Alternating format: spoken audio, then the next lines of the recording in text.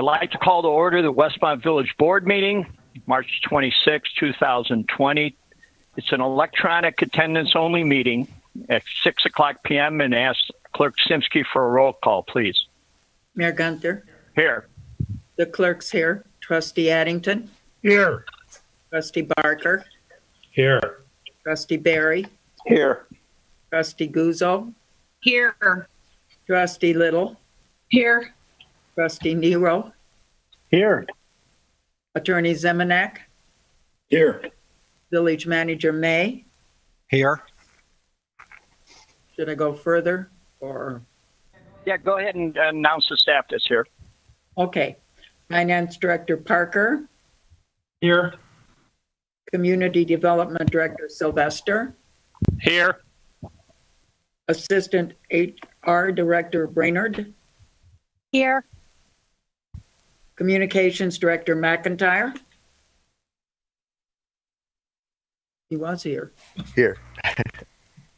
IT Director Liljeberg. Here. Police Chief Gunther. Here. Fire Chief Riley. Here. Public Works Director Ramsey. Here. Deputy Clerk Richards. Here.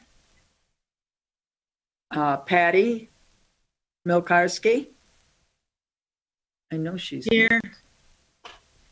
Deputy Liquor Commissioner Mulhern. Here. Chamber Director Forsberg. Here. Okay, thank you. And at this time, I am going to waive the Pledge of Allegiance, and we're going to move on to the open forum portion. And again, residents had the opportunity to send in any questions. As of now, we have none for open forum. So I will close open forum and move on to reports. And my reports first. And this is a virtual village board meeting. This is our first meeting. This is all new to us. So we appreciate everyone's patience. To ensure the opportunity for public comment, citizens can use the online public comment form at westmont.illinois.gov/meetinginfo.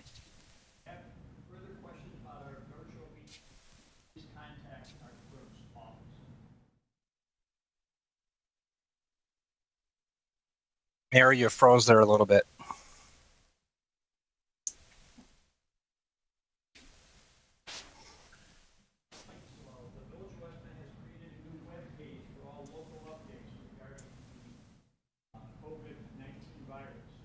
Mayor?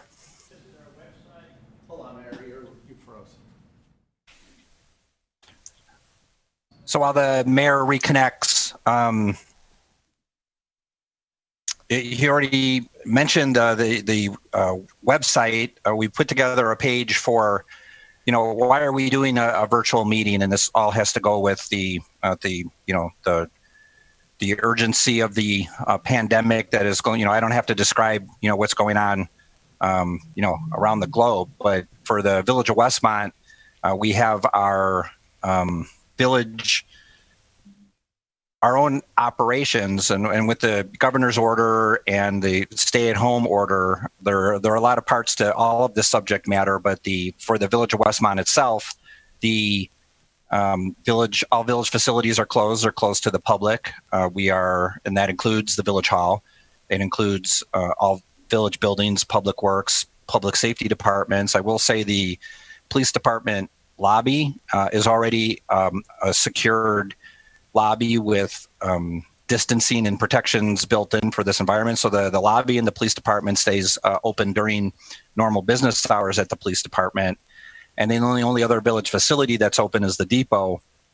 And that's interesting for two reasons. One, in that, you look out in the commuter parking lot, which is usually packed with a couple hundred cars in it. There's 2 cars in it, and one of those cars belongs to the ticket agent.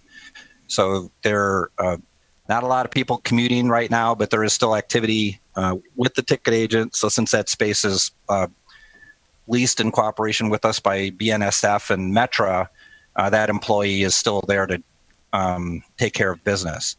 Now, whereas the village hall might be closed, the the village operations haven't stopped, and all of the public safety components are as I was going to say as usual. They're not as usual. They're staffed as normal, but certainly there's a lot of high attention in different types of subject matter now. And in a little bit, we'll have a kind of a report from Fire Chief Riley. But the for the Village of Westmont, that leaves the Village Hall.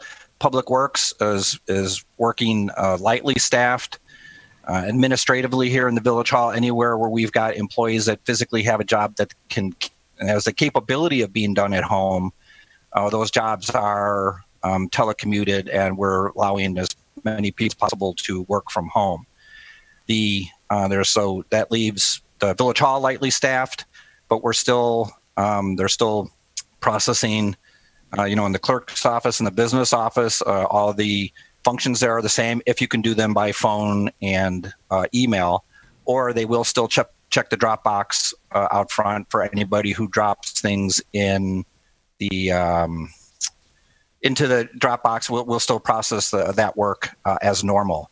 We have it. That reminded me of the parking lot with the Metro. We also sell commuter parking, so things like renewing the next quarter parking, we're not doing that urgently because the Village Hall won't open before April 1st. And, so we're allowing flexibility with the renewals and, not institute any kind of penalties for anything that, was in that category. People just physically can't get in building. We are closed. We've been closed. And I was going to give a report on when we're going to open again, but with the recent governor's stay-at-home order, executive order, that kind of got extended out to April 7th. We are using April 5th right now as our target, which is a Sunday, but I'm going to say until further notice because more than likely that'll be pushed out a little bit further. And the following week is, Good Friday is that week too. So to come back on a Wednesday and a Thursday, if we can and it's safe to do so, we will open that back up. But like I said, we are still doing business in the Village Hall, but by phone and email. And that includes permits. Now, not any permit and all permits, but anything that could be done express permit. We still intend to take it in.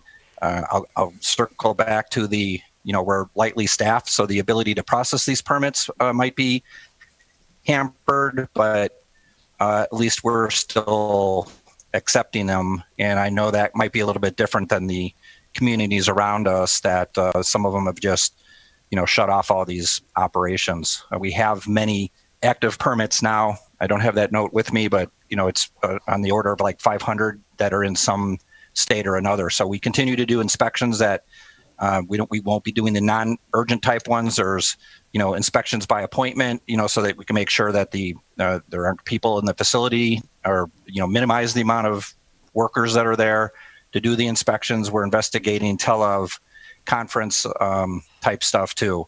Not conference, but like video inspections as well. But anything that's a critical path inspection that has to be done before you can move on to the next step, those will be the focus. I think I covered that for village operations, Mayor. I forgot where you left off. Well, I appreciate it. We just had a little bit, even though we've rehearsed and practiced, it's always something will come up. So I'm back on. I think I left it, and I'm glad you were able to cover all that. The COVID-19 update, and I'm going to call upon Chief Riley to fill everyone in. Thank you, Mayor. So first, I'd like to start off by saying thank you. Thank you to the Westmont residents for doing your part to stay at home and keep social distancing. This truly saves lives. As we continue to deal with the COVID-19 pandemic, it is up to each and every one of you to do our part for the safety of our families and those around us. I understand that this has been a trying time for everyone, but we need to continue isolating ourselves to minimize the spread of this disease. Please remember that no one is immune to COVID-19, although it will affect us all differently. It does not differentiate between young and old, or what ethnicity you are, or where you live in the world. Some may have the symptoms of a cold, while others may be on a ventilator to assist them with breathing. Nevertheless, if we do not slow down the spread of this disease, our hospitals will not be able to handle the number of the diseases. Our hospitals will not be able to handle this number of diseases truly for the sick individuals who need life-saving equipment to survive. There will be not enough beds, ventilators available for this disease. This could be the case by the end of April. These drastic steps to stay at home and distance yourself from others are not followed. I know that many of you recently heard the term bending the curve.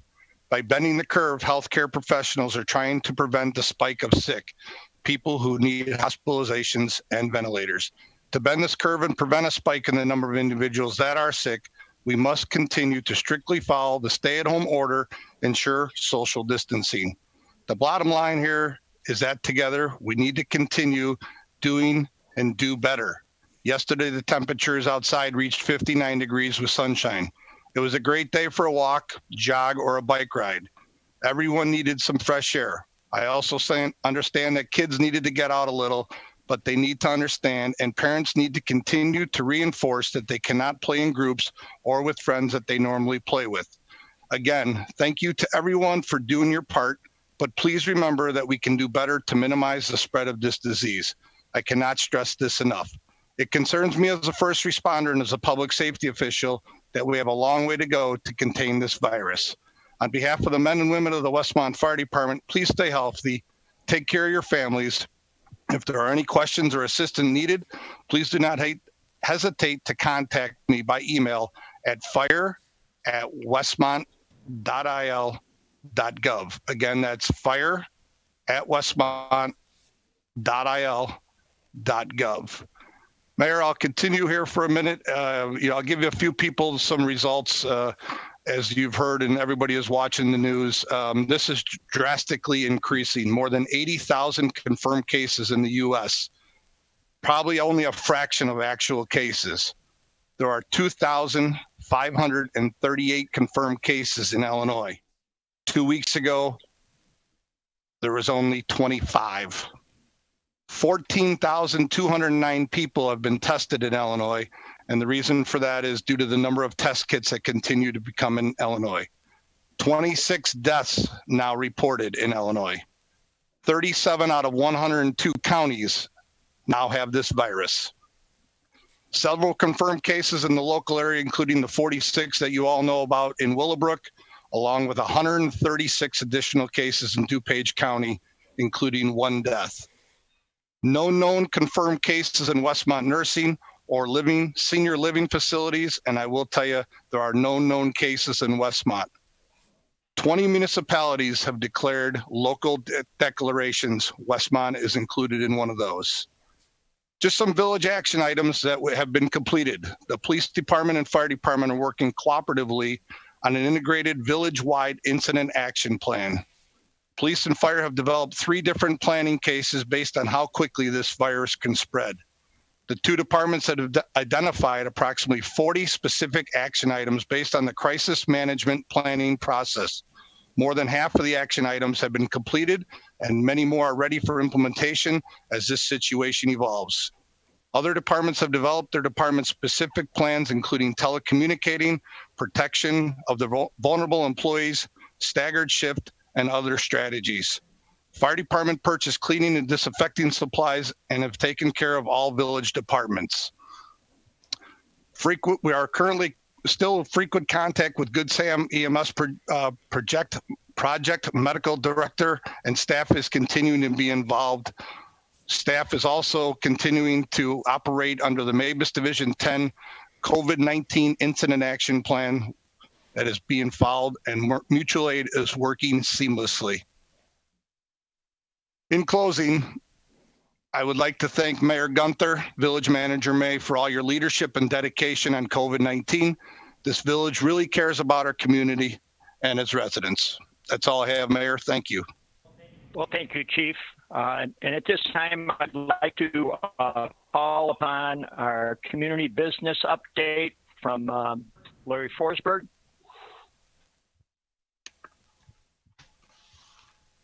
Thank you, Mayor.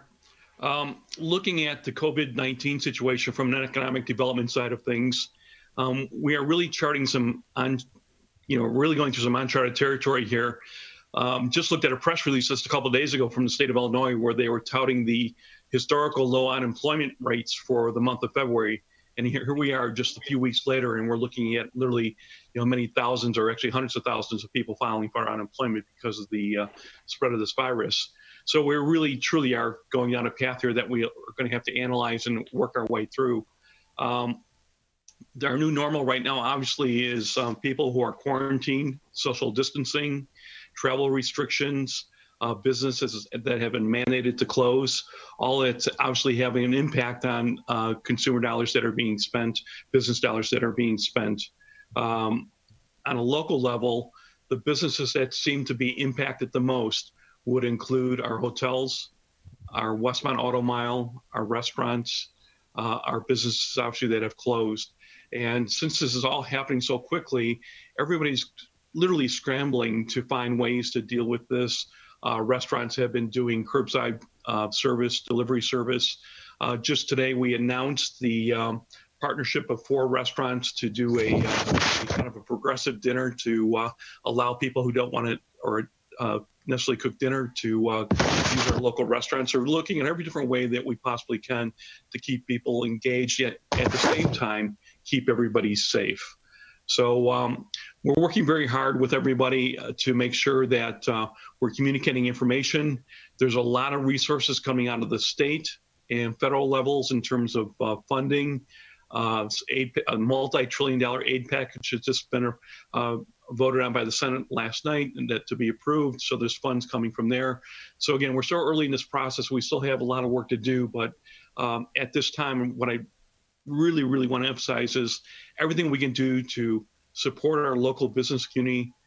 Please, please, everything will help, and let's all work together. Let's all stand together at this point in time, and do as Westmont always says, teamwork. Is there any questions I can answer? Anything at all? No, I think I really appreciate you giving us that update. And if anybody's seen today's Suburban Life, the lead article was about the Grove Fest in Downers Grove being canceled. And I've asked our community development director, Larry McIntyre, we're going to be holding a meeting with all those groups next week. And I asked him if he can give an update for everyone. Larry. Thank you, Mayor. As you mentioned, there has been a couple announcements of local events that have been canceled. One is the Rotary Grove Fest, but also the Eyes to the Sky event in Lisle has already announced their cancellation. So with that, we can expect the community at large to be asking the status of our community events. Obviously, Westmont's well known for our events, and they're greatly anticipated by our community. So the mayor has organized a teleconference meeting for next week. It's going to be Tuesday, and we've invited members of the Westmont Lions Club, the Chamber, Park District, and Westmont Special Events Corporation to attend that teleconference. And during that meeting, we plan to ask for an update regarding the status of the various events for spring and summer 2020. And while we are fully aware that no one hopes for a cancellation of any of our events, if this ongoing situation continues, then the village, of course, will always act in the best interest of residents' well-being. And as soon as we have any updates, we will promote that to the community at large. Any questions? Thank you, Larry. Needless to say, the State of the Village has been postponed, and we'll look at a future date.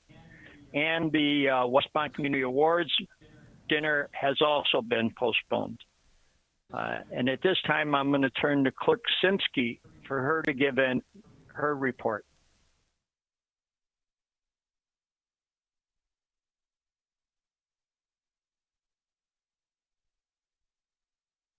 There. The waste management will not be picking up any bulk items that you can usually put next to your tote. I don't know how long that's going to last. I had one out there. I didn't know they weren't going to be picking up. They called me the day after to tell me they weren't picking up bulk items. But anyway, it will happen again. I just don't know when. And electronics recycling has been canceled until further notice. And just to remind everybody, take care of yourselves, stay in the house. It's not a lot of fun, but I've done a lot of ironing this week, so I've gotten a lot of work done. Anyway, that's all. Thanks, Mayor. Thank clerks. Then see, we'll move on to Trustee Barker. Thank you, Mayor. I just have a number of items here. First of all, as far as Westmont First is just had a canceled meeting, and we will notify people when that comes back on. But most importantly is the work that that committee's been doing with the census. And while we have this extra time in our homes, we would want to take care of the census form, which can be done online, by phone, or by mail. My wife was kind enough to do ours, and it took her all of 3 minutes. So I'd ask everybody to go ahead and take care of that while we have this time to ourselves at home. It'll fill up part of your day. And then the Environmental Improvement Committee meeting for April has been canceled. We also have a delay in the Westmont curbside composting that we were going to roll out on April 1st. That's going to be pushed off till further notice, and we'll get the word out when that becomes available. We've also had to cancel a seedling giveaway in the springtime. That's been canceled as well. And as of right now, the Environmental Improvement Committee is holding off on making any decisions for the river sweep that we do, the storm drain stenciling, and the special waste collection that we were going to do end of April, first part of May. So we're going to hold off on those, see if things get better. And if they get better, we would certainly want to keep those programs in place. And as soon as we've made a decision, we will pass that information on to you as well as the community. That is all. Thank you. And we're going to move on then to Trustee Steele. Thank you, Mayor. The next Administration Finance Committee meeting will be April the 9th at 4:30. And that's all I have. Thank you. Trustee Nero. Yeah, thank you, Mayor. Just a couple of items. Our next Public Works Committee meeting isn't going to be until June 18th at 4:30 p.m. here in Village Hall. We did decide to cancel the March 26th Public Works Committee meeting, obviously. So look forward to more updates there. I did ask Public Works Director for a little update on the Public Works project. And right now we're at 50% as of Monday. We're on schedule to be substantially complete by November 22 of 2020. So still on pace, which is great. Right now they're installing drywall in the admin building and starting installing the stairs. The vehicle storage offices are currently being built and should be done in the next few weeks. Most of the plumbing and about half of the electric is complete, and most of the windows are in. Both roofs are done. So that's some good, significant progress. Thanks, Mike, for that quick update. And then lastly, just to reiterate the importance of the census, I know we put a special article in the Oakwood Oakleaf newsletter, which hit the streets today or yesterday, I believe. Trustee Barker put it perfectly. I did it. It took less than 5 minutes. It's really painless, and you can do it right on your phone. So they really make it easy for you this time around. I remember 10 years ago when I did my first one, it wasn't the same. So it is pretty easy. Anybody can get to it. And that's all I have, Mayor. Thank you. Thank you, Trustee Nero. We're going to turn to Trustee Barry. Thank you, Mr. Mayor. Obviously, a lot of cancellations. Our next EDC meeting is canceled. Rotary Club of Westmont has also postponed the reverse raffle that was to be held at the end of April. So we're gonna wait and see, and maybe try to tie it into holidays, or depending on what happens with the cruise nights over the summer. So those that have bought tickets already, we will honor, and again, we will look to do something in the future. Lastly, just want to piggyback on what Larry Forsberg was saying, that the one thing we can do now with what limited things we have to do as far as going shopping, getting gas, getting carry out, if we really try to do that here in Westmont, that's going to benefit us in the long term, and help people that always help us out to sponsor little leagues and so forth. And then lastly, Mr. Mayor, to small businesses out there, something that I saw on the news and I followed up with today in my own business is, if you have credit card companies, if you have a business credit card, a lot of those companies today are extending the payments. And a matter of fact, it changed today where they were extending the credit card due line from May 15th to June 15th. And so I would encourage all small businessmen and women, if they have this type of credit card and so forth, to take the time and give your company a call. It seems like a lot of people are looking to work together in this time. That's all I have, Mr. Mayor, and continue to God bless Westmont. Thank you. Thank you, Trustee Barry. I'm going to call upon Trustee Johanna Guzzo. Thank you, Mr. Mayor. First off, I want to let everyone know that our next Public Safety Committee meeting is going to be 4:30, May 21st at Village Hall. Everyone is invited to attend. And continuing with that, with the fire department, the Citizens Fire Academy class has been canceled. A future date will be determined. For the police department, the prescription drug take-back day has also been canceled. Residents can drop off unwanted prescriptions at the Walgreens located at 1000 Ogden Avenue in Downers Grove. And last but certainly not least, let's all be safe and healthy. Thank you, Mr. Mayor. Well, thank you. And of course, Trustee Addington. Thank you, Mayor. We have tentatively scheduled a community,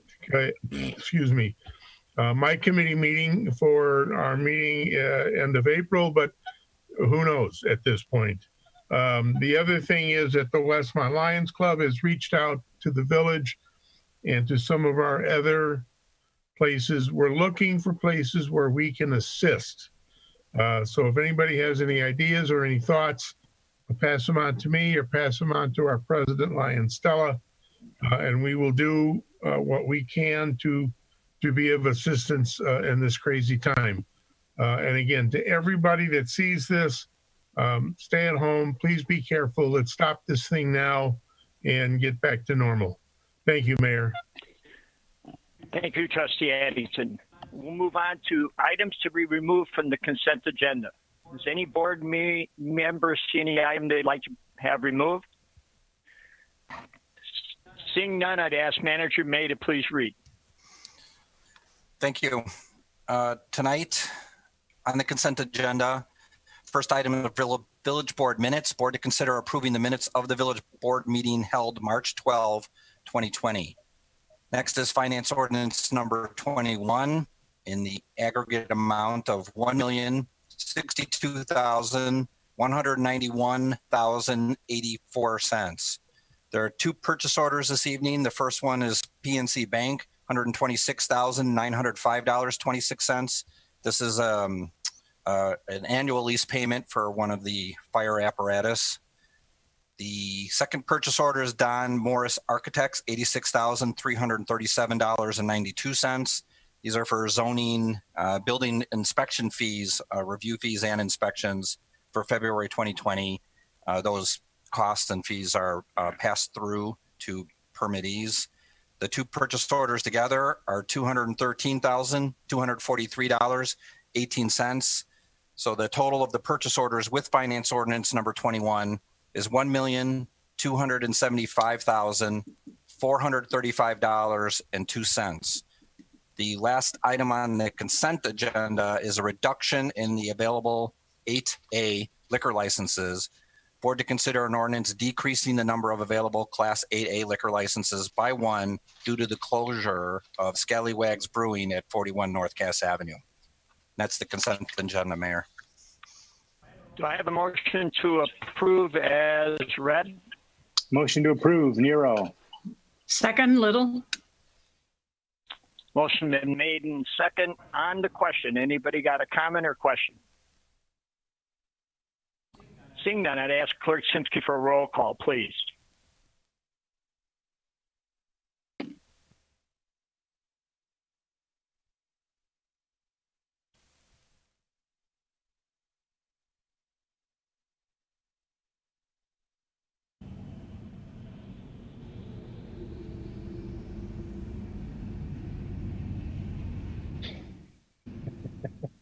Clerk Simsky is. Yeah. She is relocating into a different workstation. Yeah. Yes. technical difficulties. Roll. Trustee Addington. Hello? We can hear you. Okay. Trustee Addington. Yes. Trustee Barker. Yes. Trustee Barry.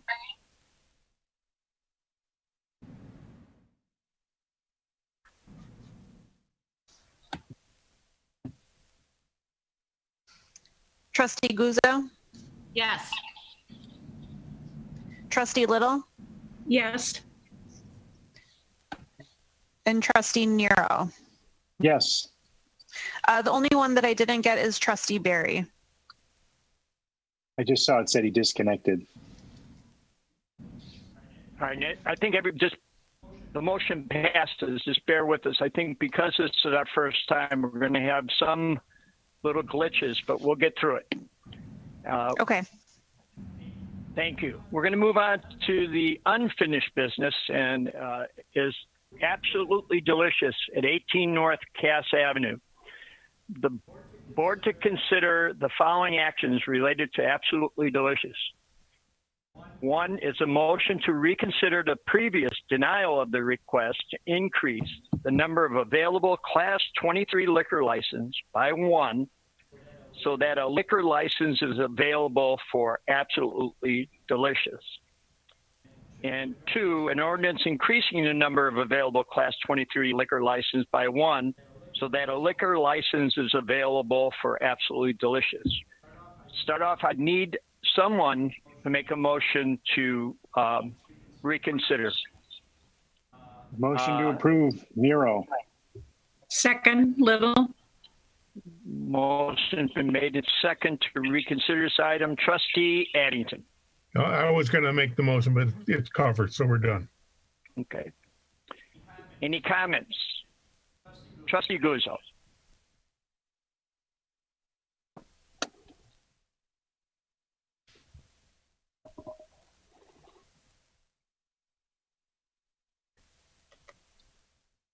Can you hear me?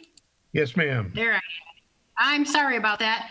I would actually like to make a motion to postpone this for 6 months due to the applicant. He has a history of failure to meet his financial commitments, and there is also an outstanding code violation which still remains untaken care of. Hey, Marie. Yeah.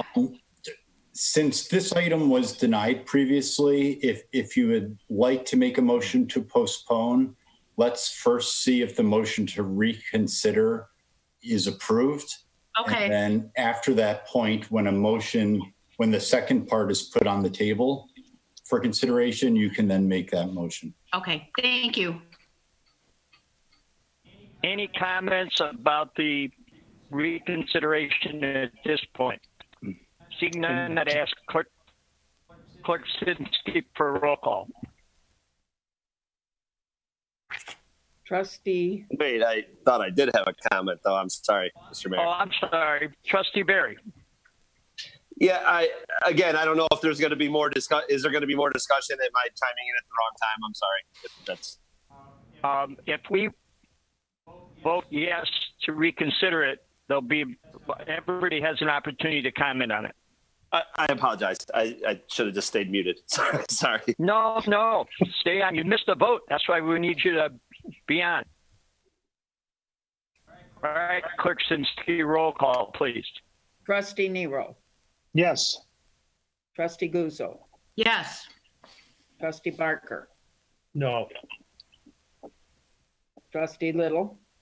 Yes. Trustee Barry. No. Trustee Addington. Yes. Is that a 3-3 or 4-2? 4-2. All right, so we will reconsider it at this time, and I think that's where the Attorney Zamenhof talked about. If Trustee Guzzo, if you want to make a motion. Yes, I would like to make a motion to postpone this for 6 months. Due to the history of failure to meet the applicant for the financial obligations and an outstanding code violation in which it still remains unsolved. Do I have a second? And Jim Addington, I would like to second that. Motion has been made and seconded to postpone this for 6 months so we can review it at that time. Comments? Seeing none, I do have to, my comment would be that this is consistent with what we've done in the past. We had someone who also had some violations, and we waited 6 months to review it again. So this is something we've done in the past, and if it passes, we'll do it again.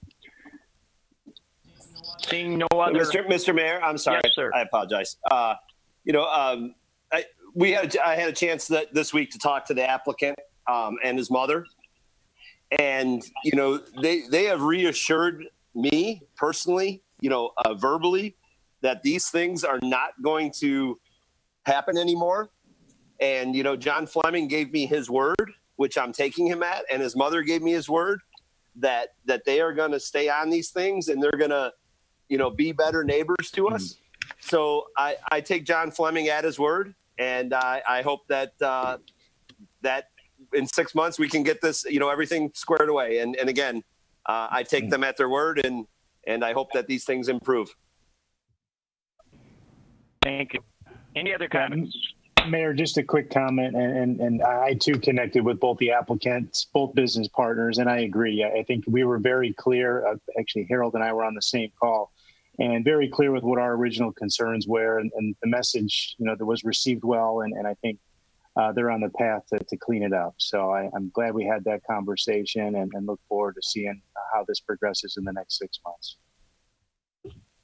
Thank you. Any other comments?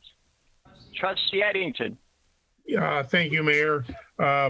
Again, when I would assume that Tommy Mulhern will take this message back to them, I think it should be made clear to them that anything in the next 6 months, don't pay a bill, don't clean up the violation. 6 months from now, this is not going to get any farther than it is right now. They've got to know that, just like we did with others like Fremont Grill, they got to keep their nose clean. Very good. Trustee Barker. I just want to say at this time that, on the record, that I'm voting no because I think we have enough video gaming. It has nothing to do with Absolutely Delicious. I know that they know that because I told them at the previous meeting. I'm voting no because I think we've reached our limit on video gaming. That's all. Thank you. Thank you. Any other comments? Seeing none, I'd ask for Clerk Simsky for a roll call, please. Trustee Guzzo. Yes. Trustee Addington. Yes. Trustee Little. Yes. Trustee Barker. No. Trustee Nero. Yes. Trustee Barry. Yes. Motion passes. Yes. So 6 months from now, then we'll have that on the agenda. And at that point, we can review his record. So we'll move on to B of unfinished business, is the amendments to solicitation regulations. The board to consider an ordinance amending Chapter 22, Article 4 of the Westmont Code of Ordinances to regulate hours for door-to-door solicitors and peddlers, and to establish a permit fee for the solicitors. And I'm going to turn to Manager May for additional information. Thank you, Mayor. The introduction, the description, sums it all up. We talked about this at the administration committee 2 weeks ago. We already have a solicitor's license and mechanism in place, but it did not speak to the hours of operation. So the amendment is to propose the hours for solicitors and door-to-door peddlers are limited to 8 a.m. to 7 p.m. and no such activities on Sundays or national federal holidays. The ordinance also replaces the bond that we were collecting, and a bond you collect it and then you return it. That mechanism is being substituted with just the permit fee. Other than that, the other rules and regulations are unaltered. I'm looking for a motion to approve the amendment. Motion to approve, Nero. Second, Little. Motion made and second to approve. On the question, Trustee Barker. Thank you, Mayor. I wanted to comment on this after thinking this over for the last few weeks. I think that our times are too lenient. I think 7 p.m. Not only poses a problem for the elderly because it's part of the year, it's after dark. It also poses an issue with families that have little kids that are dinner and bath time or story time. To have that 7 p.m. in there. I would ask the board to consider tightening that up a little bit, making it 5 p.m. or even 6 p.m. Anything is, the earlier, the better. But I'm looking for 8 a.m. to 5 p.m. And I'm wondering if there's any board support for that. Bruce, the less the better. As I said at committee, I wish we would outlaw all soliciting throughout the village. I can't see a need for it. So my opinion is we should have no soliciting. So the less of it, I would completely support, Bruce. Yeah, I support it as well. I think we also have to remember, though, that these businesses are trying to find some, are out there working hard and going door to door. So I don't think we can eliminate it. I think there's a need for some of their services, but I do agree with you, Bruce. I think the shorter we can make this window, the better it can be, especially in most of the year, 7 p.m. is dark too. So I'm cognizant of that as well. So I'm with you. I'm going to call Trustee Guzzo.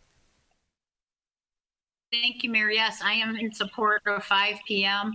And with everything, all the comments that have been said, I think 5 p.m. is more than fair. Thank you. And I know that I've been waiting to call upon the attorney to make a comment about this. So when this issue first came up, I did legal research and had communications with the clerk's office and with Manager May about first, whether the village could prohibit solicitors outright.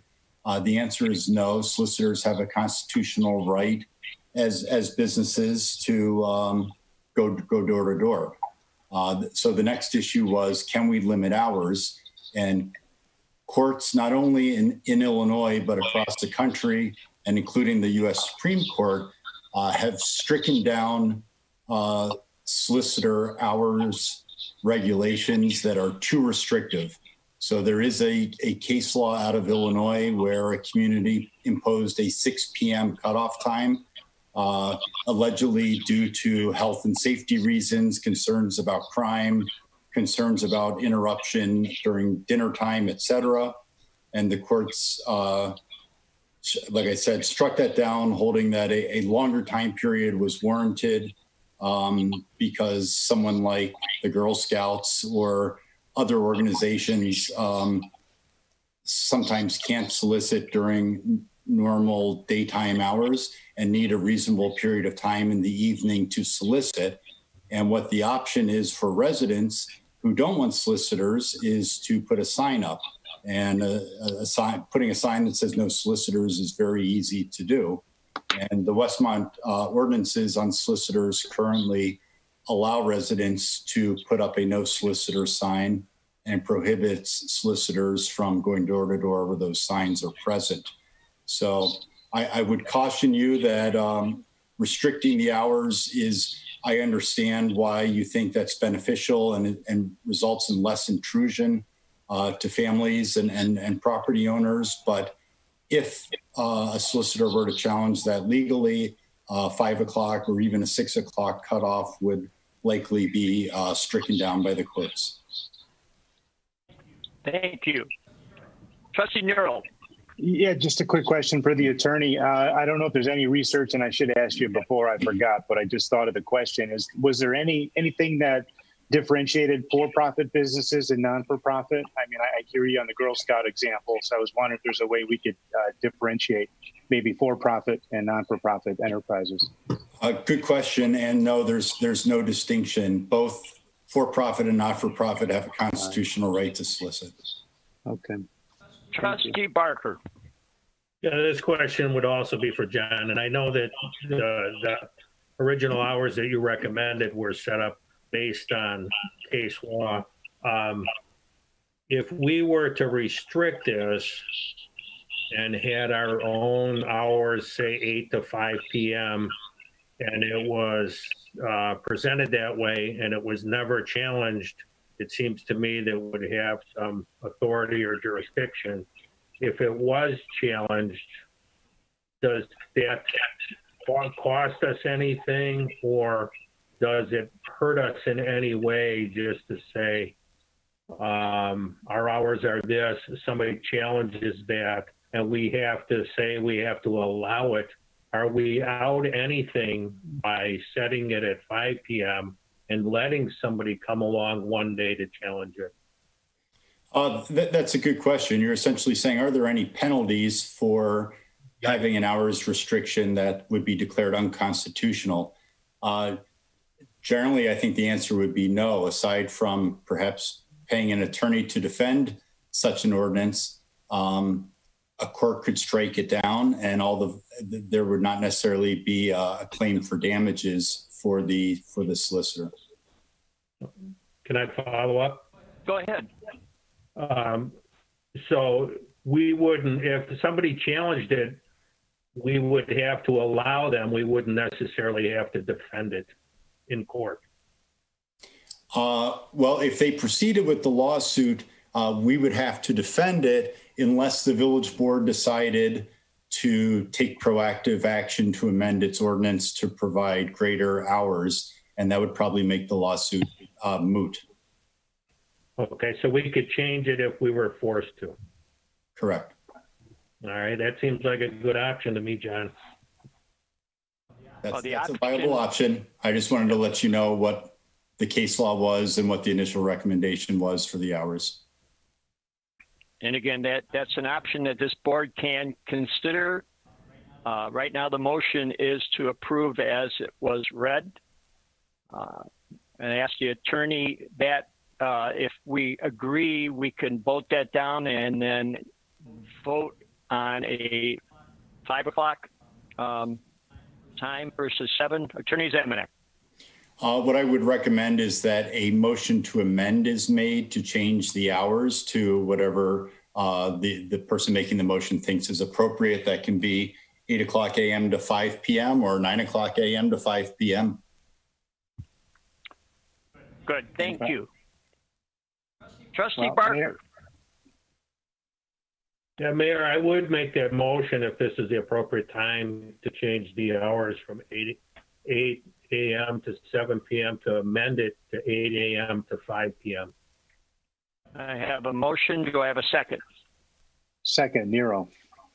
Motion made in second to amend the motion. Additional comments? Just procedurally, since we're proceeding as a first, this amendment, we're going to vote on the amendment. And then if that passes, we'd vote on the underlying ordinance as amended. So if I see no other questions, we're going to vote on the amendment at this time. And I'd ask Clerk Simsky for a roll call, please. Trustee Barker. Yes. Trustee Guzzo. Yes. Trustee Nero. Yes. Trustee Addington. No. Trustee Barry. And again, this is voting for the amendment?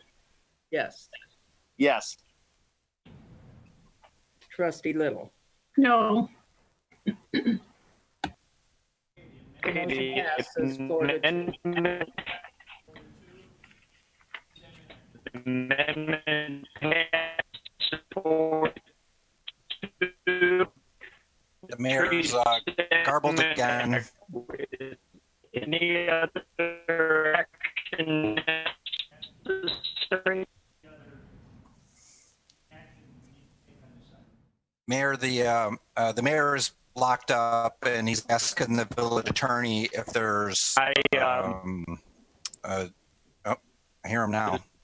Asking the attorney if there's any No, sir.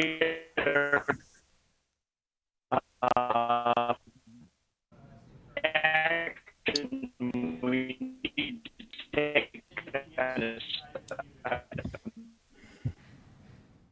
Mayor's asking if there's anything else on this item we need to address before moving on to the original motion, which is to amend chapter 22, but with these new hours.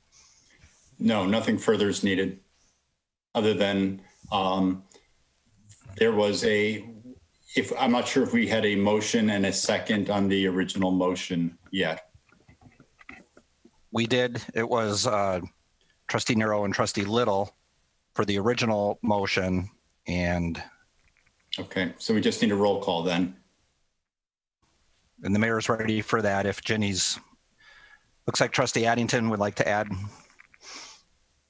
Yeah, I think my only concern would be if this got in front of some judge who really decided that we were way off base and forces some hours down our throat that we don't want at all.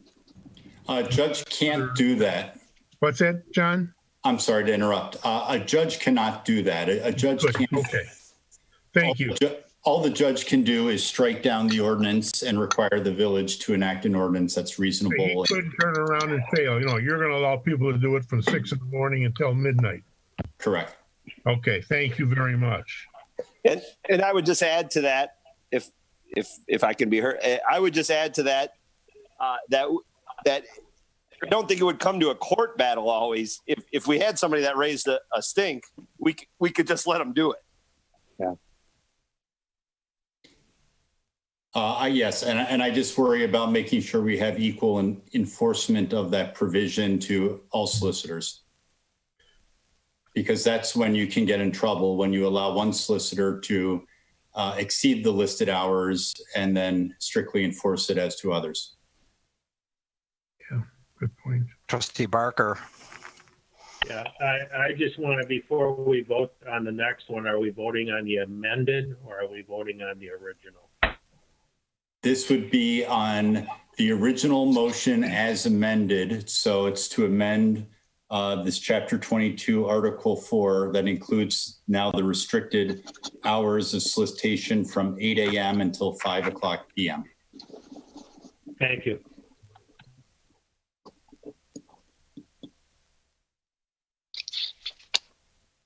Okay to vote, Mayor?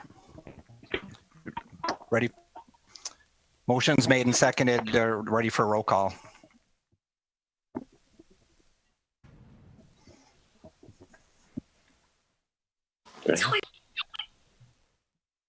Clerk is still muted. Would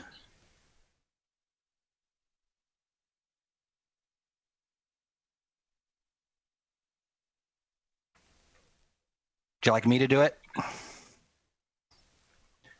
Right, it'll be Trustee Barker. Yes. Trustee Little. Yes. Trustee Nero. Yes. Trustee Addington. Yes. Trustee Guzzo. Yes. Trustee Barry.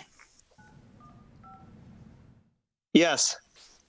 All right, I have 6-0 in support of 8 a.m. to 5 p.m. and that included the permit fee versus the bond. All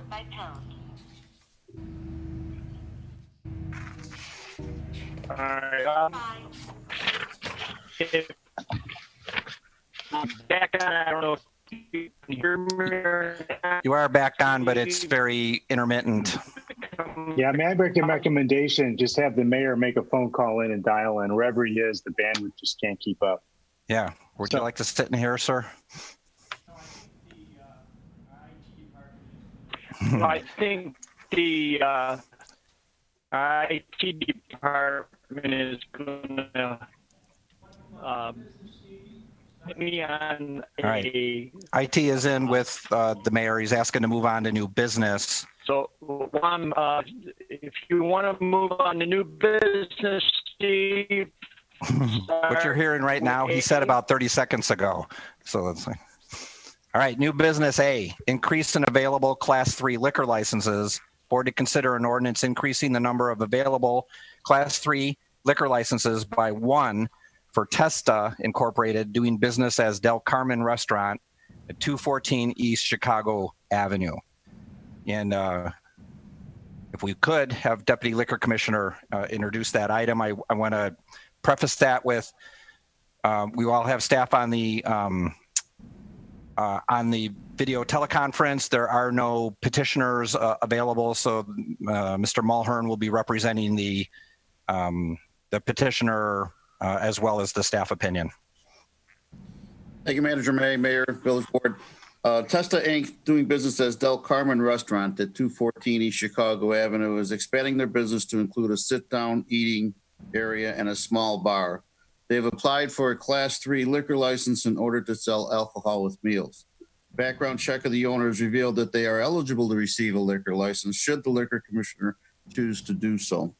They are building out of the adjacent seat to create the dining room service. As Manager May indicated, the applicant has asked me to represent them, or as part of my background, I learned what their business is going to be, and they asked me to forward this information on to the board for your consideration. Testa Inc., doing business as Del Carmen Restaurant at 214 East Chicago, has applied for a Class 3 liquor license. A Class 3 license allows for the retail sale of all alcoholic liquors for consumption on the licensed premises, as well as allows for the retail sale of all alcoholic liquors in the original package for off-premise consumption, where the principal that of a restaurant with a service bar only. Del Carmen is operated by Hugo and Maria Blanco. They serve Hispanic-style menu items. They have extended and currently operate 4 other restaurants similar to Del Carmen. Those restaurants are located in Bridgeview, Worth, Bank, and a soon-to-be-open location in Peatone.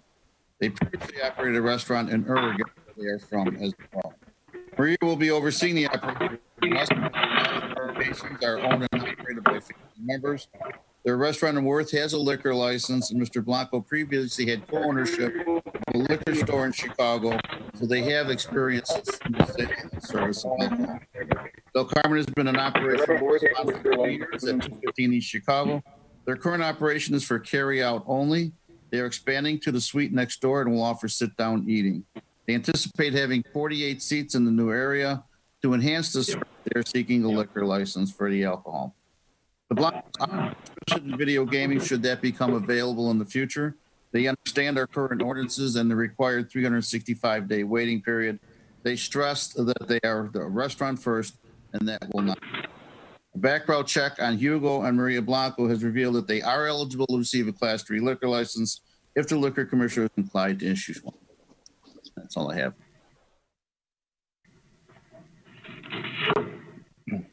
Motion to approve, Nero.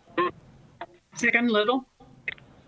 There was one portion during Deputy Liquor Commissioner's presentation that got a little bit garbled, and it was the part where it is Maria that would be overseeing the operations here in Westmont, and all of their locations are owned or operated by family members. I know the mayor can hear, I hear the audio coming out of the office, but he's still, are you connected, Mayor? Can you hear me? Yeah, so they, yes. Hear you on the phone. You're not going to be able to see me, but you can hear me. Maybe better. And I'm at Village Hall. I'm about the only one here. So there's been a motion and a second. Have we had discussion? We had only the introduction and no discussion yet. But we did have a motion? A motion, yes. A second, and an introduction. All right, any other comments? Just a quick comment. I'd just like to thank them for expanding in the business, and I think this is a good example of a good family business that we all are here to support. So I just want to thank them for their continued investment in Westmont. Mr. Mayor? Trustee Barry. Yes, I just, this is a great restaurant and they do a fantastic job. And in fact, I'm probably one of their best customers. So I'm really glad to see them expanding. The one thing, the concern that I brought up at committee level and also a couple times to Chief Mulhern and Bruce Sylvester and also to Manager May is that there's some code violations here that go back to my first term in office, where the gentleman, the landowner here, has taken out all the green space and put in blacktop. So originally, when I had brought this up at committee level, they had questioned that, when they went to pull that permit, that was the time to put the pressure on the landlord to fix those things. And I'm just concerned that this has moved all the way through, and yet we haven't had that green space put back. So if I can add, agreeing with everything as described, it has been going on a long time. Our issue is with the landlord as opposed to the tenant or the applicant looking for a liquor license. If they get this liquor license, their intention is to expand. At such time that building permits are pulled and they intend to do the physical modifications under a building permit to the building owner's building, would be a perfect time to tie the two topics together. But I mean, I'll let John add, but the motion, the item tonight is just for the liquor license for a tenant. Yeah, I will chime in, and I appreciate the concerns, and they are valid concerns that Trustee Barry raised, but they are concerns that are were caused by the landlord, the owner of the strip center, not the tenant who's applied for a liquor license. They are two separate issues. I have met with Jason Vittel, the building commissioner, and John Yater, the village forester, about discussions with the owner to rectify these violations and possibly moving on to citations. But as of right now, I don't even believe that the owner has been cited, and there are a few complicating factors. So I just don't believe it's legally permissible to use the landlord's shortcoming to hold that against a tenant's liquor license application. But we're letting the landlord benefit by renting another space. So I would my legal expertise, I would argue that the landlord is gaining a rental. Well, why would we not take advantage of that? Why would we not put the pressure on him? Again, this is almost 6 years this has been going on. Manager May says 2 years, but he's wrong on that. It's like 6 years that this guy did this, and it's to me it's too long. It's too long. And I would suggest that the remedy is to issue a citation, bring him in front of our administrative adjudication hearing officer, and if the owner is found in violation, issue fines. And every day that the violation continues is a new possible day for a fine to issue, and that's how you punish the landlord.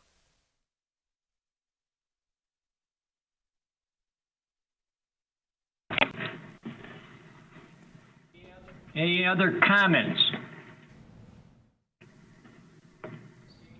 Seeing none, I'd ask Clerk Simsky for roll call.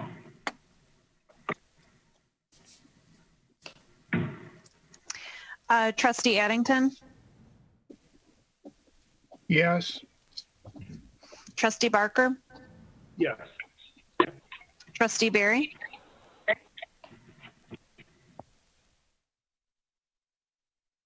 Present. Trustee Guzzo?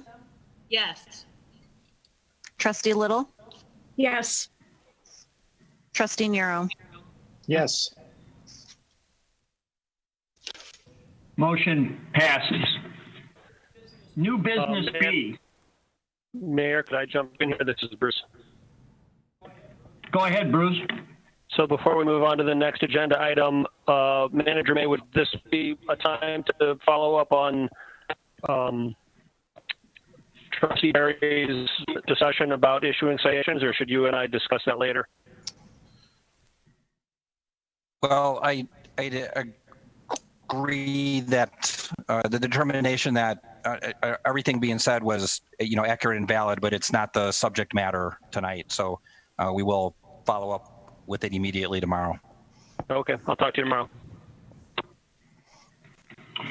Thank you. And we'll move on to item B, increase in available Class 4 liquor license. Board to consider ordinance increasing the number of available Class 4 liquor license by 1 for Taste Greek Street Food, 645 North Cass Avenue. And I'd ask Deputy Liquor Commissioner Mulhern to give an update for us. Thank you, Mayor. Taste Greek Street Food at 645 North Cass applied for a Class 4 liquor license, allowing them to sell beer and wine only. The board is asked to increase the number of available licenses by 1 to allow the Liquor Commissioner the ability to issue a license. Taste Greek Food is Taste Greek Street Food is a new restaurant to Westmont and wishes to sell beer and wine with meals. A background check of the owners has indicated they are eligible to receive a license. And just like the previous item, the owners of Taste Greek Street Food have asked that I forward some of the information that they told me onto the board. Taste Greek Street Food at 635 North Cass has applied for a Class 4 liquor license. Class 4 authorizes the retail sale of beer and wine only for consumption on the licensed premise, as well as allow for the retail sale of wine and beers in the original package for off-premise consumption where the principal business is that of a restaurant.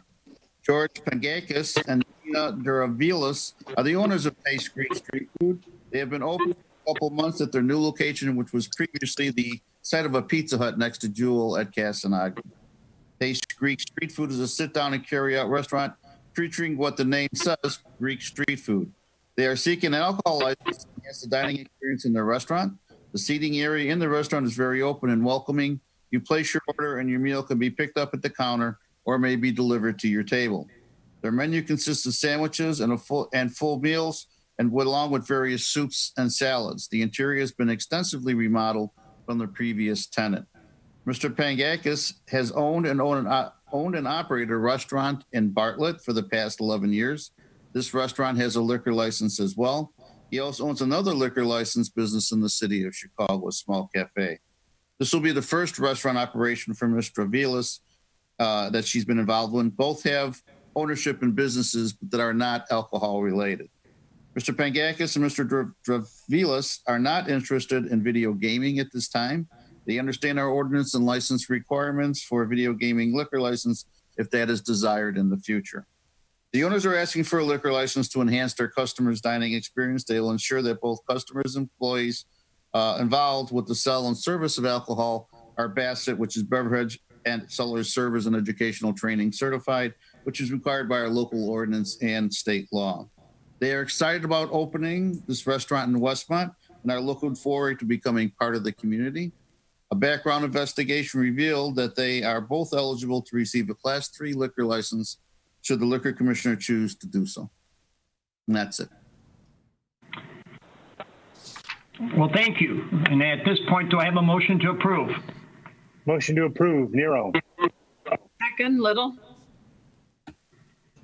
Motion made and second to approve. Comments? Seeing none, I ask Clerk Simpson for a roll call, please. I think I can do it this time. Trustee Nero. Yes. Trustee Guzzo. Yes. Trustee Barker. Yes. Trustee Little. Yes. Trustee Berry. Yeah. Yes, Jenny, I also just wanted to comment that I've heard so many positives from the Greek street food. Like, I have yet to be there, and I apologize, but I have heard so many positives on the street. I'm really wishing them success. And yes to my motion, please. Trustee Addington. Yes. Motion Motion passes. New business C, engineering agreement, Gateway Beautification Ogden Avenue project. Board to consider an ordinance authorizing an engineering agreement with ESI Consultants for Phase 3 construction inspection, engineering, and material testing services on the Gateway Beautification Ogden Avenue project. And I've got Public Works Director Ramsey. Yes, thank you, Mayor. Staff is requesting to approve the sum of $112,500 for Phase 3 construction inspection, engineering, and material testing services for the village's Gateway Beautification Ogden Avenue project. This project includes the construction of landscape median along Ogden Avenue between Pasquinelli and Oakwood Drives. It also includes the gateway sign at Ogden and Pasquinelli, the gateway sign at Ogden and Cumner, and the gateway sign at Cass and 67th. Staff recommends the approval of this proposal in the amount of $112,500 for Phase 3 construction. That's all we have. Do I have a motion to approve? Motion to approve, Nero. Second, Little. Motion made and second to approve as presented. On the question.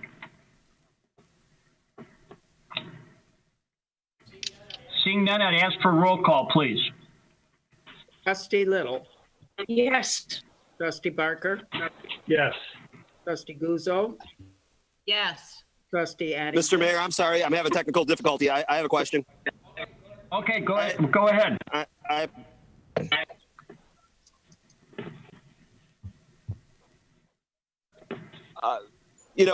know we discussed this earlier, Manager May and ourselves, but I want it on public record. Due to the coronavirus and the situation with our economic, uncertainty, this is definitely a project that I think should be on our radar for either a postponement or a cancellation.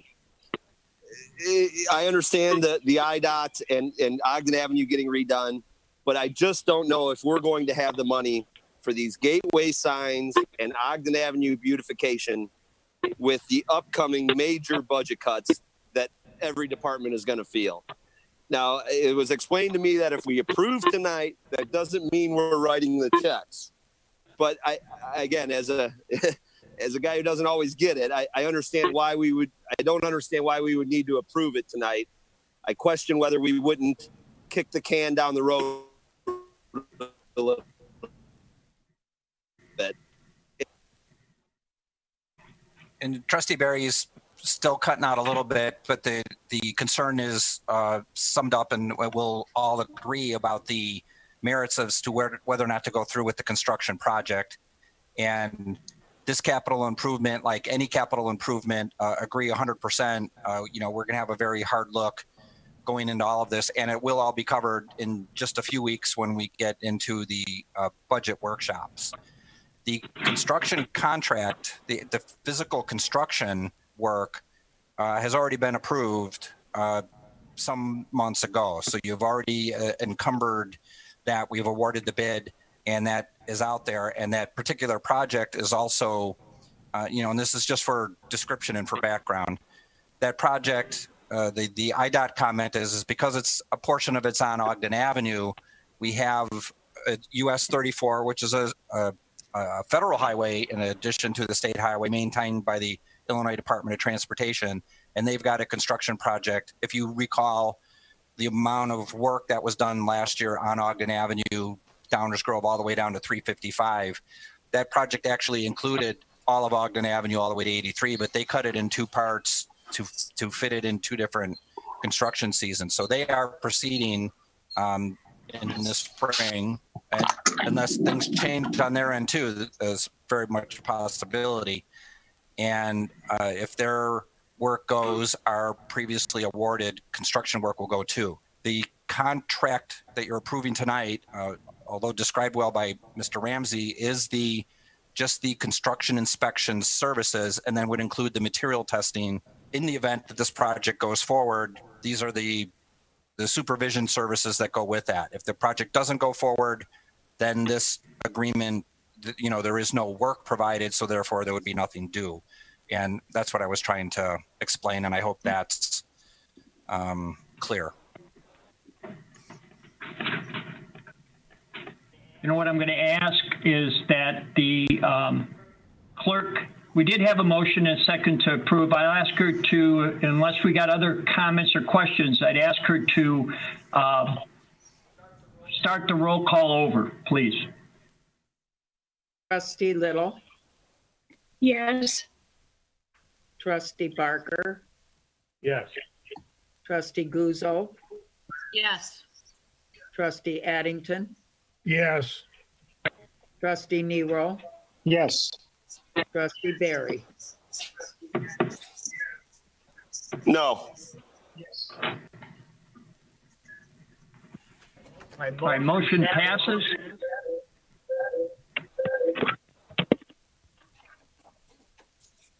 We'll move on. I'm assuming everybody can hear me now.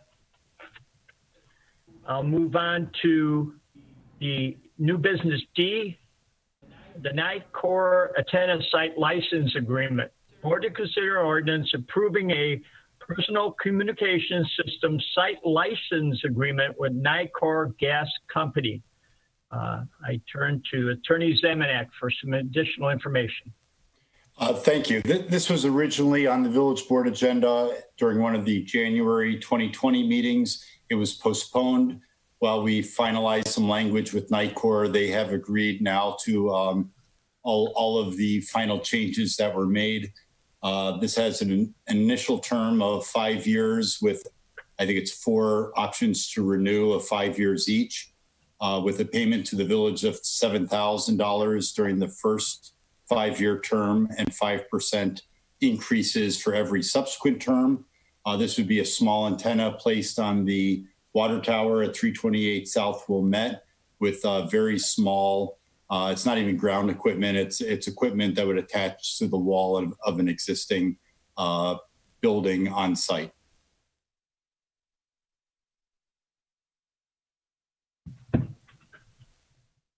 Motion to approve. Nero. Second, Little. Any comments? Unfortunately, right now, I cannot hear anybody. Our IT guy is hopefully going to come in here and fix it, but I need a motion to approve. We haven't, Mayor. We do have a motion and a second, sir.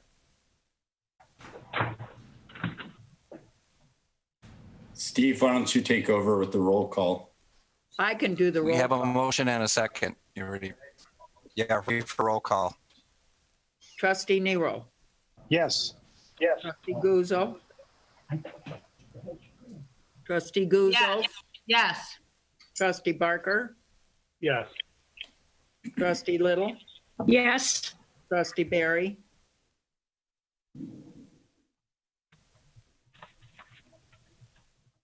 Trustee Barry. Trustee Addington. Yes. Motion passes. New business E, in East Quincy Street zoning request. Board to consider ordinances approving the following actions for properties located on the north side of East Quincy Street between Cass Avenue and Richmond Street. 1, amendment to the proposed land use map in the 2013 Comprehensive Land Use Plan to redesignate said properties from single-family attached land use designation to light industrial / business park land use designation. 2, zoning ordinance text amendment to create a new M1 limited manufacturing district. And 3, zoning ordinance map amendment to rezone the following properties in this East Quincy Street corridor to the M1 limited manufacturing district.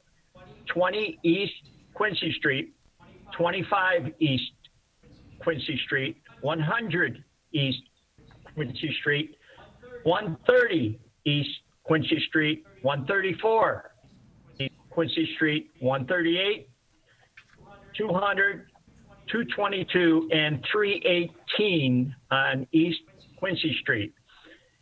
And at this point, I'd ask Director Sylvester to give the board some additional information. Thank you, Mr. Mayor. So very briefly, these are three related items. I'm sure you're all very familiar with the north side of East Quincy Avenue.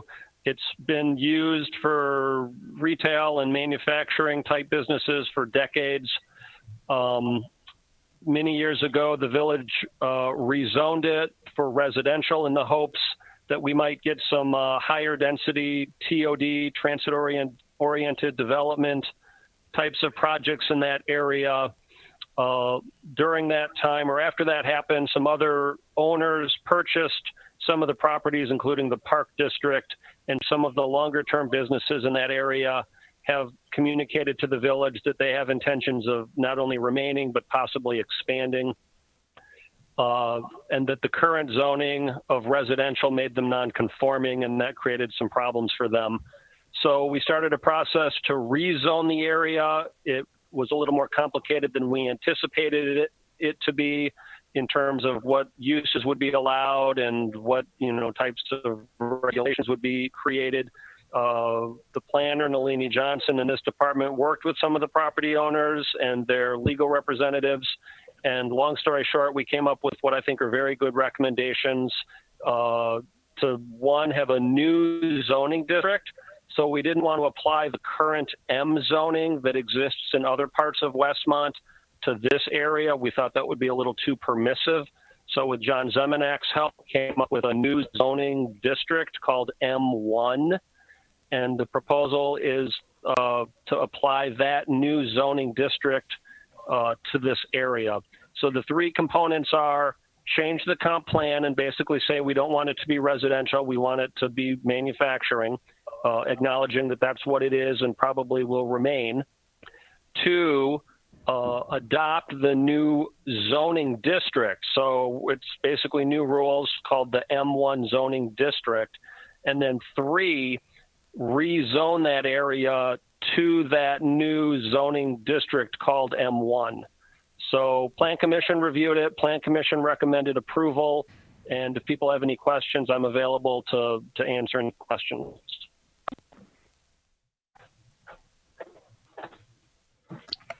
So that's the introduction of everything that went on there. There are three motions that need to be made separately, but all related to the same item, but they're for different parts of the zoning ordinances. So the first motion that would be needed would be to amend the proposed land use map in the 2013 comprehensive plan, land use plan to redesignate said properties from single family attached land use designation to light industrial business park land use designation. Motion to approve number one, Nero. Second. Motion has been made and seconded. I know that, does anybody have a comment? Mayor, I have a, at this time I have there were no public comments that were submitted as part of open forum, but we do have one email transmittal that was done asking that it be made, read. I'm going to read it aloud to be made part of the record here for this item. It is from Mark Daniel of Daniel Law Office, and he represents the owners of IGE that I forget their address, but they're one of the addresses here in question on East Quincy Street. The email states that I hope this email finds you well with all that is going on. This morning, I was able to review the M1 text amendment. Since the container issue arose, which is a reference to a different code enforcement situation. Since the container issue arose, IGE has had significant concern about the treatment of Quincy Street non-residential properties. Thankfully, the mayor and trustees recognize the situation that faced the different property owners. While no legislation can address every circumstance, and the amendment recognizes this, I believe the village has worked well with IGE and possibly other district stakeholders. IGE wanted to express this appreciation to staff as well as the village's appointed and elected officials At times, discussions did get somewhat contentious, but the result seems to allow for a reasonable opportunity. There's one other comment here. It says, at some point, the village will need to address this plan development regulations. When this occurs, IGE hopes that you will all remember the sensitivities of the properties extended from Bales East to the township parcel. And that concludes the email comment. Do I have any comments from the board? Seeing none, I'd ask for a roll call on the first. Go ahead. Mr. Mayor, is it my turn? Yes. I'm sorry. I just want to really compliment Bruce, Malia, and John for working on this. You know, this affected very few people, but the people that it did affect had a big effect on them. And, you know, we saw this at EDC. We saw it at a lot of committees. And, you know, Bruce and Melania and again, John coming up with a plan for them really did an outstanding job. So I just wanted to make sure and thank them. I think we all feel the same way. Any additional comments? And I'd ask for a roll call on the motion. Trustee Nero. Yes. Yes. Trustee Guzzo. Yes. Trustee Barker. Yes. Trustee Little. Yes. Trustee Barry. Yes. Trustee Addington. Yes. Motion passes. I need a motion for the second zoning ordinance text amendment to create a new M1 limited manufacturing district. Do I have a motion? Motion to approve number 2, Nero. Second, Little. Motion been made and second to approve. Questions and comments? Seeing none, I'd ask for a roll call, please. Trustee Addington. Yes. Trustee Barry. Trustee Barry. Yes. Trustee Little. Yes. Trustee Barker. Barker. Yes. Trustee Guzzo. Yes. Trustee. Yes. Yes. Motion passes. For the third item, a zoning ordinance map amendment to rezone the following properties in the East Quincy Street corridor to the M1 limited manufacturing district. 20, 25, 100, 130, 134, 138, 200, 222, and 318, all on East Quincy Street. Do I have a motion? Motion to approve, Nero. Second, Little. Motion been made and second to approve. Additional questions or comments? Seeing none, I'd ask for a call, please. I have one comment, Mayor. Oh, go ahead. On my copy of the amended agenda, 25 East Quincy is not listed, and I don't believe that is a valid property address that's getting rezoned. The 25? Correct. So the motion should not include that then. Do we need to? Okay. No action needed. I just wanted to point that out. Thank you. We'll take that off the list. Any other comments? Seeing none, I'd ask for a roll call, please. Well, I started with Trustee Nero. You voted yes, right, Steve? Yes. Yes. Trustee Barry. Yes. Trustee Little. Yes. Trustee Barker. Barker.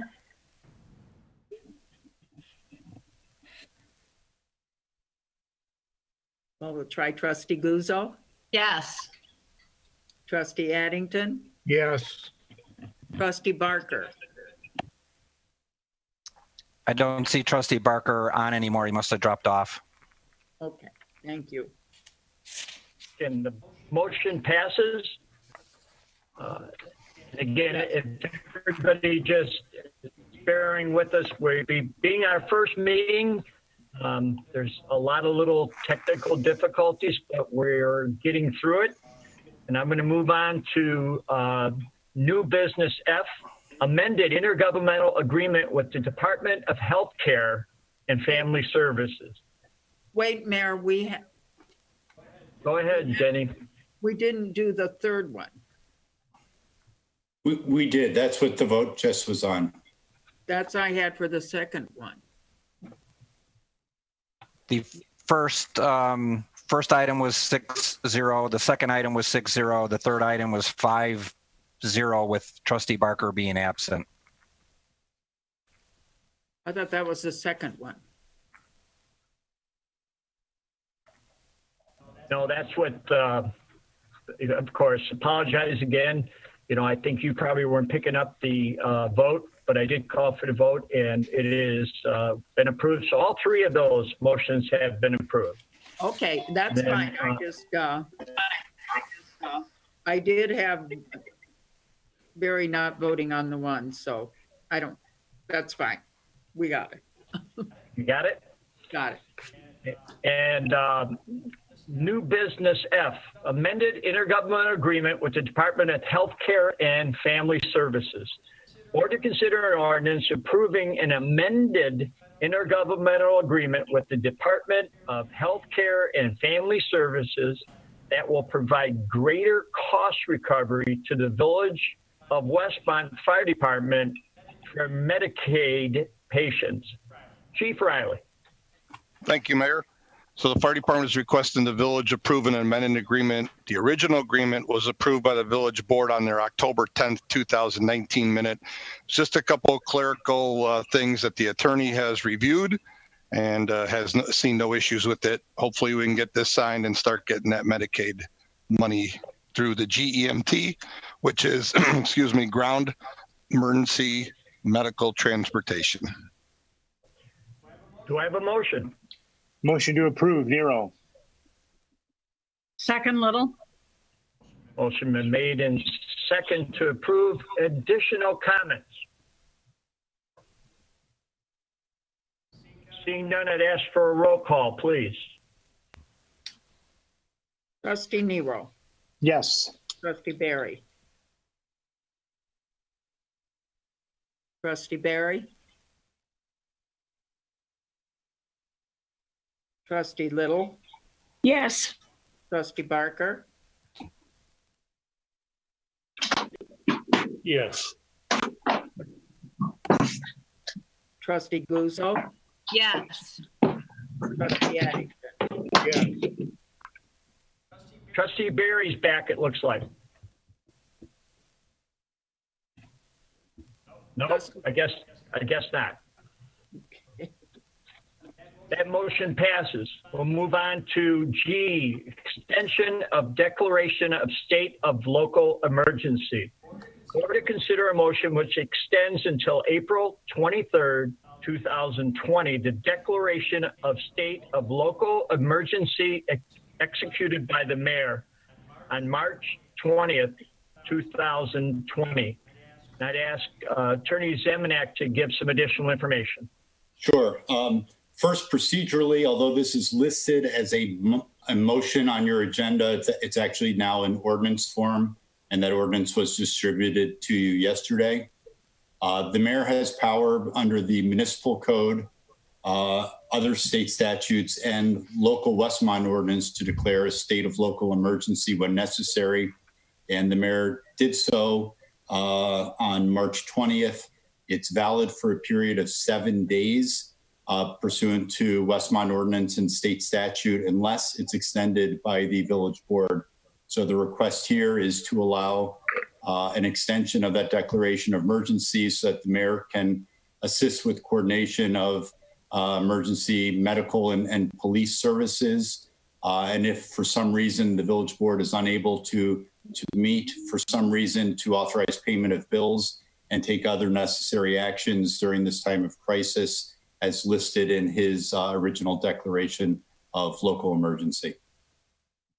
And again, to add to that, I have not made any decisions to been enacted. So it's just in place in case of an issue comes up.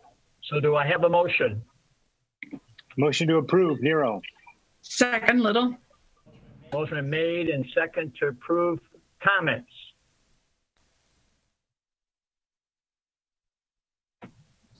Seeing none, I'd ask for a roll call, please. Trustee Barker. Trustee Barker. Trustee Guzzo. Yes. Trustee Nero. Yes. Trustee Addington. Yes. Trustee Barry. Trustee Little. Yes. And Trustee Barry just voted yes. Yeah, Trustee Barry voted yes. Okay, and nothing from Trustee Barker? I don't hear anything, so the motion passes. Right. All right, moving on to miscellaneous. And I'm going to apologize for board meeting, just a lot of little interruptions. I'm very pleased that we got through it and we were able to conduct village business during these tough times. So we have a meeting in 2 weeks. Either we're going to still have that meeting. Hopefully it'll be in Village Hall. If not, we'll get all these bugs out and we'll be doing it again this way. So anyone else got any comments? Miscellaneous items? Trustee Nero. Yeah, just one quick item, Mayor. I had a few conversations with some of the board members, and I'm wondering if we just put this on top of mine. I know our budget workshop isn't until April 16th, but I think given the light of all the dynamics happening, I'm wondering if we need to push that up. It's just a thought I had, just given the importance here and the effect on everything that's happening these days. I'm wondering if maybe it's a best foot forward if we jump on that a little bit quicker, if there's anything we need to do faster than maybe we historically have expected. That's all, sir. And I would turn to Finance Director Parker. Again, our fiscal year starts May 1 and goes through April 30th. And this budget workshop is for that next fiscal year, but a lot of the stuff that we consider are where we ended up in this fiscal year. So Finance Director Parker, do you have any comments? So as I think about that, I certainly think it makes sense to provide some information to the board and, you know, maybe even have some discussion about it before April 16th. I think that that's fine. I think it makes a lot of sense to take a look at the situation we have this year. I think it makes a lot of sense to look at, especially the short term of what happens for the next couple of months and where do we stand with reserves. I've put together some preliminary numbers on that. I can send that out to the board and then we can discuss this a little bit more detail.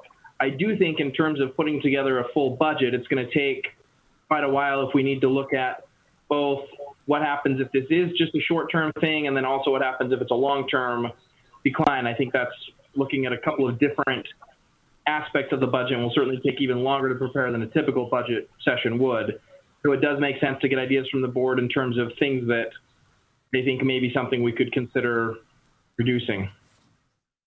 Would it make sense that, I know that you've got a lot of work still to do, but if we call a meeting for a week from today, just to go over general ideas and general situations that we project, nothing specific, I think it would be helpful. Manager May. We certainly we can schedule anything you're asking about. April 2nd, Thursday, April 2nd, which looks available in general purposes. We can do that. It will have to be, if it is going to be with the full board, it will have to be teleconference like we're doing now, which adds to the difficulty, but still we could do it. It would need to be a public meeting, and we can do that. As Mr. Parker started to explain, we are already on our end, working on the adjustments and the ramifications of this. The biggest obstacle, what Spencer was referring to, is how to predict. We've got three big parts to this. We have to somehow intelligently predict what the revenue reduction is going to be at all levels across all boards. And it's not just sales tax, property tax values, but we don't know the fate of motor fuel taxes. A hotel motel will be, if the hotels are empty, the hotel motel taxes will be zero. So we have a, even without the request, to move it forward, we have to take that all down and do it. Spencer was referring to the amount of reserves and excess reserves that we have. And if nothing else changed, how long could we survive just on the reserves? And that's what reserves are for. That's one component. And then looking at the budget itself. So we need to go in and scale that back, and that might, take some time. So agree that you have interest and you should have interest, and happy to have the meeting on the 2nd, but I would suggest that as soon as tomorrow you start feeding us individually your ideas about, any of your ideas, so that we can incorporate that into some sort of presentation or an initial analysis. If that works, that'd be great, but however you want to handle it. I can add, based on the analysis we've put together so far, I looked at, looking at our sales tax and several of our revenue sources going down about 50%, a couple of the specific areas going down a little bit more than 50%, in some cases up to 80%. And looking at that, it looks like on a monthly basis, we would be looking at, on a really bad month where those things happened, about $554,000 down from what we would expect to get. Our total excess reserve balance is just about $5 million. So we would have roughly 9 months worth of that kind of a bad month to be covered out of excess reserves. So if we did want to have another meeting next week, we could. If we wanted to have one in person as opposed to online, we may be able to wait till the following week and we could do an administration finance committee, whatever you're interested in doing. But I did want to let the board know, based on our initial analysis, we're looking at potentially 9 months in our excess reserve. We do have a little bit of time if we need to solve the problem. Why don't we do both and meet, every Thursday, including the scheduled workshop Thursday, and that'll be 3 consecutive weeks of a dynamic workshop. Yeah, a moving workshop.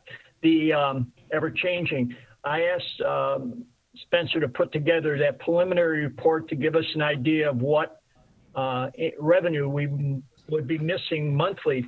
Now that takes into using our reserve without making any budget cuts or holding off on major projects.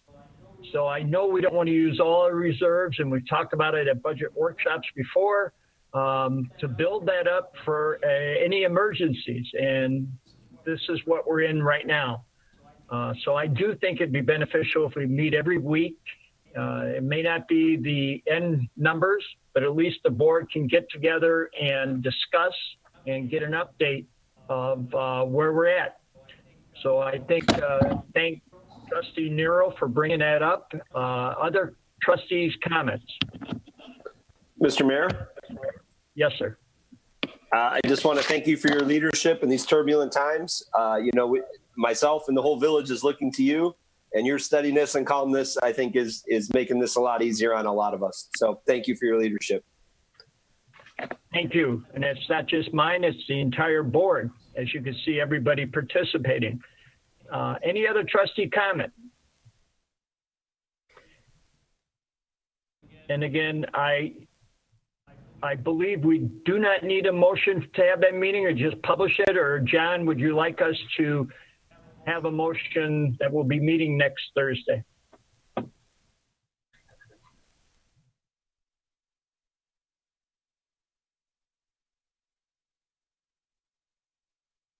Manager May? John, you're muted. Sorry, Mayor. You do not need a motion. You can just publish an agenda.